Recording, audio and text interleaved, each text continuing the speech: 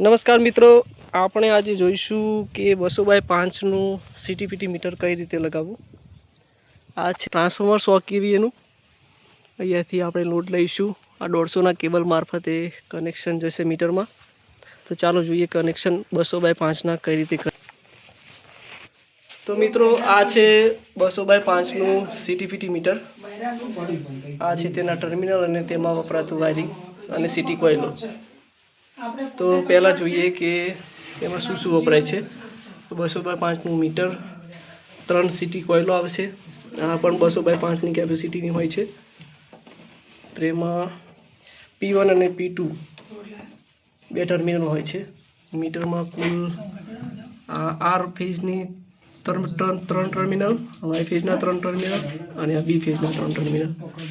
Cable bypass જ હોય છે અને કેબલની અંદર બ્રેક કરી તેમાંથી એક કોમન વાયર કાઢવામાં આવે છે, જે અલગથી કહેવામાં આવે છે।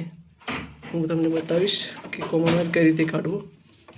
આ જે પીડી કોઇલ છે તેમાંથી આપણે કેબલ વચ્ચે બ્રેક કરી અને આ એક બ્લેક વાયર કાઢેલ છે, તે કેબલમાંથી સીધો આવશે મીટરમાં, જે વાય ફેઝના વચ્ચેના છેડામાં આવશે।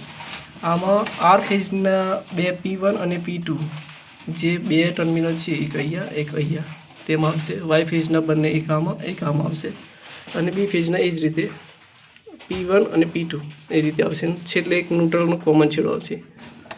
એ રીતે કનેક્શન લગાવવામાં આવે છે। ત્યારબાદ કેબલ મીટરમાંથી નીકળી બહારની તરફ લોડ સાઈડ જશે। એમાંથી નીકળી અને અહીંયા ફ્યુઝમાં લગાવવામાં આવે છે, જે ફેઝ સિક્વન્સ મુજબ લગાવવામાં આવે છે, RY B અને છેલ્લો ન્યુટ્રલ। તો આ રીતના હોય છે આપણું 200/5નું સીટીપીટી મીટરનું કનેક્શન। નમસ્કાર।